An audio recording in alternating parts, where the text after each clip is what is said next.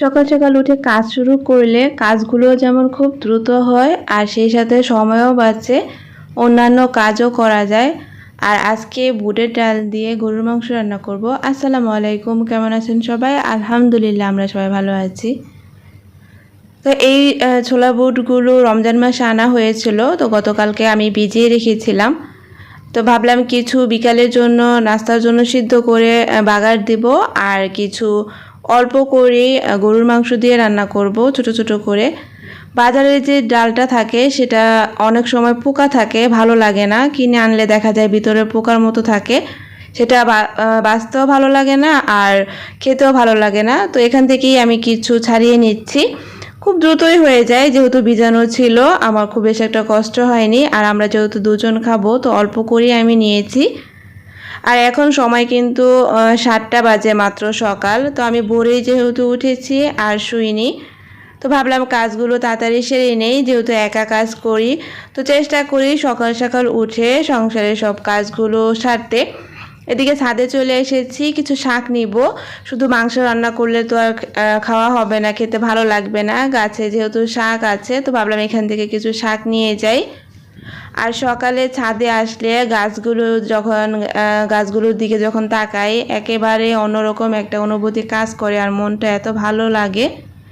আর গাছে কিন্তু অনেক ফুল ফুটেছে, আর যতই বাগান করি না কেন বাগানে যখন ফুল না থাকে সে বাগানটা কিন্তু পরিপূর্ণ হয় না, ফুলের গাছ যদি না লাগাই। আর এদিকে এই গাছটার মধ্যে এত পরিমাণ ফুল ফুটেছে, অনেক ভালো লাগে দেখতে। তো আমি এখান থেকে কিছু পুঁই শাক নিয়ে নিচ্ছি। আর এই পুঁই শাকগুলো কিন্তু একবার না, আমি কয়েকবারই নিয়েছি। তো যতবার নেওয়া হয় এরপর কিন্তু আরও গজায়। তো এখানে কিছু কাঁচামরিচও হয়েছে, কিছু না অনেক কাঁচামরিচ হয়েছে। পাশে আরেকটা গাছ আছে, সেখানেও হয়েছে। আর এদিকে কালো সুন্দরী থেকে এই গাছটা এখন লাল সুন্দরী হয়ে গেছে, মরিচগুলো সব পেকে গেছে। তো যাই হোক, ঘরে এসে সব কিছু কাটাকুটি করে নিয়েছি আমি। তো সবজি কেটে নিয়েছি, সেই সাথে শাকগুলো তো কেটে নিয়েছি। আর এদিকে আমি এখন মাংস রান্নাটাও বসিয়ে দেব, সেই সাথে বাচ্চাদের জন্য ডিম বোনা করব আর শাকটা বাগার দিয়ে নেব। তো ফার্স্টে আমি মাংসটা বসিয়ে দিচ্ছি, যেহেতু বুটের ডালটা হতে একটু সময় লাগবে। আর এদিকে আমি সব ধরনের মশলাই দিয়েছি, মাংস রান্না করতে যা যা লাগে সব কিছুই আমি দিয়ে এখন কষিয়ে তারপরে তো মাংসগুলো আমি দিয়ে দিব। আর এই ডালটা রান্না করার আরেকটা সুবিধা হচ্ছে ডালগুলো খুব দ্রুত সিদ্ধ হয়ে যায় অল্প সময়ের মধ্যে। মাংসগুলোও কিন্তু আমি একেবারেই ছোটো ছোটো করে কেটে নিয়েছি যাতে তাড়াতাড়ি হয়। আর যেহেতু বুটের ডাল আছে সেজন্য মাংসগুলো আমি খুব বড় রাখিনি, অল্প ছোটো ছোটো করে অল্প করে দিয়েছি। তো রান্নাটা বসিয়ে দিয়ে আমি ঘরটাও গুছিয়ে নিব। এই ফুলের জারগুলো কিনেছিলাম আমি 1 বছর হয়ে গেছে, অনেক পরিমাণে ময়লা হয়েছিল। তো ধোয়ার সময় একটু ভয় পেয়েছিলাম, না জানি ফুলগুলো সব ছুটে পড়ে যায়, কিন্তু একটু ছুটে পড়েনি। আর ফুলগুলো ধোয়ার পরে এত সুন্দর লাগছে, মনে হয়েছে যে আমি এখনই কিনে নিয়ে এসেছি। আর এত ভালো লাগছে, যে কোনো জিনিস যদি একটু সুন্দর লাগে পরিষ্কার থাকে দেখতে কিন্তু ভালো লাগে।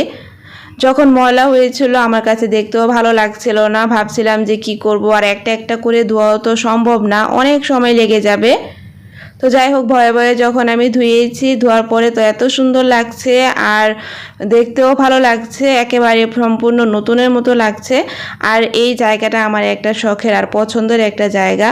এদিকে কিন্তু মোটামুটি আমার রান্নাবান্না প্রায় কমপ্লিট হয়ে গেছে, সেগুলো আর আমি ভিডিও করে নিই। শাকটাও আমি ভাজি করে নিয়েছি, ভাতটা বসিয়ে দিয়েছি, চুলার তাপটাও কমে গেছে, গ্যাসের তাপ আর কি। তো রান্নাটা কমপ্লিট করে এখন আমি বাকি অসম্পূর্ণ কাজগুলো এখন সম্পূর্ণ করে নেব। যে সিঙ্কটা আমি ধুয়ে নেব।